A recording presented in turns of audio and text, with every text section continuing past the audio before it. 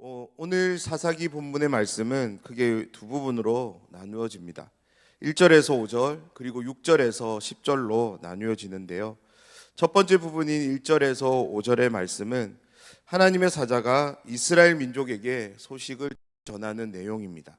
두 번째 부분인 6절에서 10절은 여호수아의 죽음에 대한 이야기와 함께 이스라엘 민족의 신앙이 어떻게 되는지를 이야기합니다. 오늘 이 말씀을 통하여 두 가지를 함께 살펴보려고 합니다. 먼저는 하나님의 사자의 찾아옴을 통해 하나님 앞에서 순종이 아닌 불순종을 보이는 이스라엘 백성들을 버리지 않으시고 끝까지 사랑하시는 그런 신실함을 지켜가시는 하나님으로 인해 그들의 마음이 다시 돌아오는 회복의 모습이고요. 여호수아의 죽음과 함께 찾아온 이스라엘 백성들의 그러한 신앙이, 그들의 신앙이 일탈이 아닌 일탈로 인해서 이스라엘 민족에게 국한된 문제가 아니라 그 다음 세대와도 함께하는 것을 통해서 이것이 우리의 문제가 될 수 있음을 말씀을 통해 바라보며 함께 기도하는 시간이 되었으면 합니다. 2장 1절은 1장 1절과 정반대의 상황으로 시작됩니다. 앞에 1장 1절에서 이스라엘 백성은 하나님을 찾아감으로 시작했다면 2장 1절은 하나님이 이스라엘 백성을 찾아감으로 시작됩니다. 1장 1절에서 이스라엘 백성은 자신들 앞에 놓여진 상황들, 이 상황들은 전쟁의 상황들인데요. 영적 리더였던 여호수아가 없는 상황에서 그 전쟁을 감당할 수 없다고 판단한 이스라엘 백성은 하나님을 찾아갑니다. 지금도 전쟁이 여전히 진행되는 상황이라면 이스라엘 백성들은 어떻게 해야 될까요? 계속적으로 그들은 하나님께 나아가야 했고 하나님을 찾아야 하고 그러한 물음이 계속 되어져야 했습니다. 하지만 2장은 이스라엘 백성이 아닌 하나님이 이스라엘 백성을 찾아오는 것으로 말씀을 시작합니다. 하나님이 우리의 삶에 찾아오시는 것은 분명 놀라운 은혜요 축복입니다. 우리의 삶에 가장 크고 간절한 소망이 있다면 그 하나님이 우리의 삶에 찾아오셔서 물어주시는 일일 것입니다. 하나님이 우리의 삶에 찾아오시고 무언가를 물어주신다면 그 어느 것도 문제나 어려움이 되지 않을 것입니다. 신약 성경을 통해서 하나님은 예수님으로 사람들에게 찾아가십니다. 예수님을 만난 사람들의 한 가지 공통점이 있다면 모든 사람들은 자신들이 안고 있었던 문제들을 해결받습니다. 하나님의 찾아오심은 그야말로 복 그 자체입니다. 2장을 시작하면서 소개되는 하나님의 사자의 찾아옴은 이스라엘 민족을 향한 하나님의 사랑을 다시금 확인할 수 있는 장면입니다. 영적 리더가 없으므로 영적으로 무감각해진 이스라엘 백성들, 그들은 점점 더 영적으로 무감각해져 갑니다. 하나님의 명령을 어기고 불순종의 길을 선택합니다. 하나님을 향한 그 어떤 선한 행동도 발휘되지 않자 하나님은 침묵을 깨트리시고 그들을 찾아가십니다. 하나님의 찾아옴은 복음입니다. 1절 앞부분의 말씀이 의미심장한 부분인데요. 제가 읽어드리도록 하겠습니다. 여호와의 사자가 길갈에서부터 복임으로 올라와 말하되. 하나님의 사자는 길갈에서부터 복임으로 올라온 것은 앞의 사건과 연관된 것 같습니다. 앞에 어떤 사건이 있었냐면 가나안 땅의 사람들을 쳐서 진멸할 것에 대한 하나님의 말씀이 있었음에도 불구하고 이스라엘 민족들은 그 말씀을 지키지 않습니다. 그 어떤 언약도 맺지 말라는 것이 하나님의 명령이었음에도 불구하고 이 명령을 그들은 지키지 않습니다. 하나님이 주시는 명령은 지키면 좋고 안 지켜도 그만인 그런 명령이 아닙니다. 그들의 생명과도 직결된 말씀이었습니다. 왜냐하면 가나안 민족을 진멸하지 못하게 될 경우 이스라엘 백성들은 가나안 민족과 융합하게 되는 것은 불볼 듯 뻔한 일이었기 때문이었습니다. 그냥 단순히 그 민족과 하나 되어 살아가는 것이 아니라 그들이 섬겼던 신들을 섬기게 되는 것이었습니다. 가나안 민족들은 오래전부터 이곳을 터전 삼아 농경 문화를 꽃피우며 잘 살고 있던 사람들인데 반해 이스라엘 민족은 광야에서 하나님의 인도하심을 받아 이곳에 왔습니다. 그나마 애굽에서의 정착 생활 경험이 있던 출애굽 1세대는 광야에서 모두 다 죽었습니다. 오로지 정착 생활이라고는 한 번도 해보지 못한 광야에서 태어난 출애굽 2세대들만이 이곳 가나안에 들어온 것입니다. 우리는 이 부분에서 중요한 영적 진리를 발견하게 되는데요. 하나님과 함께하는 하나님의 통치와 다스림을 받는 삶은 전적으로 하나님만을 의지하는 삶이라는 겁니다. 광야에서 이스라엘 백성들이 믿고 의지해야 될 분이 있었다면 그것은 오직 하나님 한 분뿐이었습니다. 철저하게 하나님만을 의지하는 삶이 광야에서 요구되는 삶이었습니다. 자신들의 무능함을 인정하고 그 무능함 앞에 하나님을 향해 나아가는 그 삶만이 광야에서 자신들의 삶을 유지할 수 있는 비결이었습니다.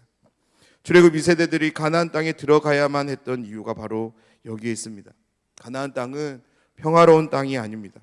이스라엘 백성들을 위해 준비된 땅이긴 했지만 그곳은 하나님의 통치와 다스림과는 전혀 무관한, 다시 말해서 하나님의 통치와 다스림이 회복되어져야 할 땅이었습니다. 왜냐하면 그곳엔 이방신들로 가득 채워졌기 때문입니다. 그런 점에서 이스라엘 백성들의 가나안 전쟁은 하나님의 통치와 다스림을 이루기 위한 이방신들을 몰아내는 전쟁이라 해도 과언이 아닙니다. 그래서 가나안 민족을 진멸해야 하는 이유가 여기에 있습니다. 만약 이스라엘 백성들이 가나안 민족을 진멸하지 않거나 그들과 언약을 맺는 것은 다름 아닌 그 땅의 우상, 거짓 신들의 통치와 다스림을 받아들이겠다라는 그런 인정인 것입니다. 다시 말해서 하나님의 통치와 다스림만을 인정하는 삶이 아닌 함께하는 삶을 결정하는 것입니다. 하나님의 사자가 길갈에서 복임으로 올라온 것은 하나님의 말씀을 어기고 배교의 길, 타락의 길을 선택하려는 이스라엘 민족을 막기 위함이었습니다. 그들이 패역한 길로 들어가기에 앞서 앞의 말씀을 통해 이스라엘 민족을 충분히 설득하기 위해서 하나님의 사자는 이렇게 찾아온 것이었습니다. 사랑이 많으신 하나님, 신실하신 하나님은 그들을 향해 헤세드, 인애를 이 사자를 통해서 베풀고 계시는 것입니다. 하나님의 사자가 전하는 경고는 1절 후반부터 4절 앞부분까지 이어지는데요. 먼저 하나님의 사자는 이스라엘 백성들에게 하나님이 누구신지에 대한 이야기로 시작합니다. 하나님의 언약 백성이 되기 전에 너희들이 어떠한 자였는지를 말씀합니다. 너희가 어떻게 하나님의 언약 백성이 되었고 지금까지 오게 되었는지를 자세하게 이야기해 주고 있습니다. 그러는 가운데 하나님의 언약이 이스라엘 민족과 어떻게 함께하고 있는지 또한 일깨우고 있는데요. 바로 하나님의 변함없는 신실함의 근거에서 여호와의 사자, 하나님의 사자는 이스라엘 민족에게 말씀하고 있습니다. 1절 제일 후반의 말씀인데요. 또 내가 이르기를 내가 너희와 함께한 언약을 영원히 어기지 아니하리니. 아멘. 2절부터는 격양된 어조로 이스라엘 백성들을 다그치기 시작합니다. 내용을 정리해보면 이런 말씀입니다. 하나님이 이 땅의 주민들과 언약을 맺지 말고 제단을 헐라고 했는데 왜 너희들은 그렇게 하지 않았냐고 묻습니다. 그리고 3절에서 이스라엘 백성들이 한 행동들에 대한 책임을 말씀합니다. 그 책임은 너희들에게 뭔가 도움이 될 것 같아서 살려주고 언약을 맺은 그들이 너희들의 가시가 될 것이라는 말씀입니다. 그들이 믿고 숭배했던 우상들이 너희들에게 올무가 될 것이라고 말씀합니다. 하나님의 사자가 이 모든 말씀을 마쳤을 때 이스라엘 민족은 하나님을 향해 믿음의 반응을 보입니다. 그런데 참으로 재밌는 것은 그 땅의 지명대로 그들은 하나님께 반응하는데요. 이 지명의 이름이 바로 복임입니다. 복임이라는 말은 울다의 복수 명사로서 우는 자들을 가리키는 의미입니다.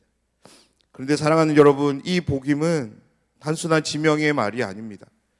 오늘 말씀을 통해서 우리는 두 가지 눈물을 확인할 수 있는데요. 현재적 눈물과 미래적 눈물이 함께하는 지명으로 우리는 이해할 수 있습니다. 현재적으로는 하나님의 명령에 불순종하여 배역한 이스라엘 백성들이 다시금 그들의 마음을 하나님께로 돌이킬 것을 결정하는 그런 회개의 눈물이 함께하는 현장입니다. 미래적으로는 언약을 맺지 말라는 하나님의 명령에 불순종하여 화친을 맺은 민족들, 진멸하라는 명령에 불복종하여 살려둔 그 민족들, 그들이 앞으로 이스라엘 백성들에게 가시와 올무가 되어서 끊임없이 고통을 가하고 그들로 인해서 눈물을 흘리게 될 그런 눈물이 함께하는 현장입니다. 6절부터는 여호수아의 죽음에 대해 이야기하면서 사사기 저자는 중요한 영적 메시지를 함께 남깁니다. 10절 말씀인데요. 제가 한번 읽어드리겠습니다. 그 세대의 사람도 다 그 조상들에게로 돌아갔고 그 후에 일어난 다른 세대는 여호와를 알지 못하며 여호와께서 이스라엘을 위하여 행하신 일도 알지 못하였더라. 여호수아와 함께한 세대들이 다 죽게 되었습니다. 그런데 그들의 죽음은 단지 인생의 죽음만이 아니라는 겁니다. 하나님을 알지 못하며 하나님께서 이스라엘을 위하여 행하신 일도 알지 못하게 되었다고. 다시 말해서 하나님을 향한 신앙도 함께 죽게 됨을 말씀으로 전달하고 있습니다. 오늘 이 말씀에 우리의 마음이 집중되길 원합니다. 사랑하는 여러분, 이 암담한 현실이 비단 수천 년 전 이스라엘 민족에게 국한된 일일까요? 하나님께서 지금까지 이 말씀을 보존하시고 지금 우리로 하여금 이 말씀을 보고 듣게 하시는 데는 이유가 있는 줄 믿습니다. 다름 아닌 지금 우리들에게도 이와 같은 일이 일어날 수 있다는 겁니다. 우리 세대의 사람들이 다 죽게 되었을 때 우리의 다음 세대는 하나님을 알지 못하고 하나님이 저와 여러분에게 행하신 일도 알지 못하게 될 수 있음을 이 말씀을 통해 우리로 하여금 생각하게 하는 것 같습니다. 이 말씀 앞에서 우리는 어떻게 해야 될까요? 저는 이 말씀을 준비하면서 이 10절의 말씀이 마치 길갈에서 복임으로 올라와 이스라엘 백성들에게 하나님이 어떤 분이신지, 이스라엘 백성들에게 하신 언약을 신실하게 지켜가시는 분이심을 이야기하며 그들을 설득하며 타이르셨던 것처럼 하나님의 사자의 이야기처럼 다가왔습니다. 사랑하는 여러분, 우리의 다음 세대는 우리가 잘 보살펴서 세워가야 할 하나님의 사명인 줄 믿습니다. 그런 점에서 저는 다음 세대라는 말이 조금 불편합니다. 왜 그렇습니까? 그들은 결코 다음 세대가 아닙니다.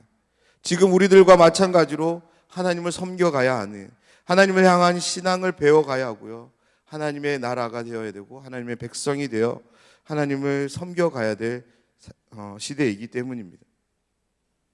지금 그들의 신앙에 잠들어 있다면 우리는 깨워야 합니다. 하나님을 아는 지식이 없다면 그들에게 가르쳐야 합니다. 믿음을 전수해줘야 하고요, 기도하는 법을 가르쳐줘야 하고 하나님의 말씀대로 사는 법을 배워야 합니다. 그런 점에서 지금 기도학교 사경회가 시작될 때 하고 있을 때 우리의 다음 세대가 함께 사경회를 하는 것은 저는 좋은 일이라 생각됩니다. 왜냐하면 그들은 결코 다음 세대가 아닙니다. 지금 세대이고 우리가 지금 관심을 가져야 될 영혼들입니다.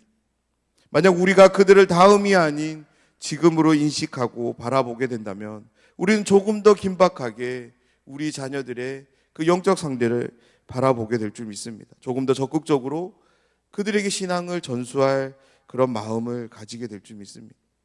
오늘 하루 우리의 신앙이 오직 하나님을 향하고 있는지를 한번 살피는 그런 하루가 되면 좋겠습니다. 만약 그렇지 못했다면 이곳을 우리는 오늘 하루를 우리의 복임으로 만들었으면 좋겠습니다. 눈물을 흘리며 우리의 마음을 다시금 하나님께로 돌이키는 그런 하루가 되었으면 좋겠습니다. 그리고 우리의 자녀들을 돌아보는 하루가 되었으면 좋겠습니다.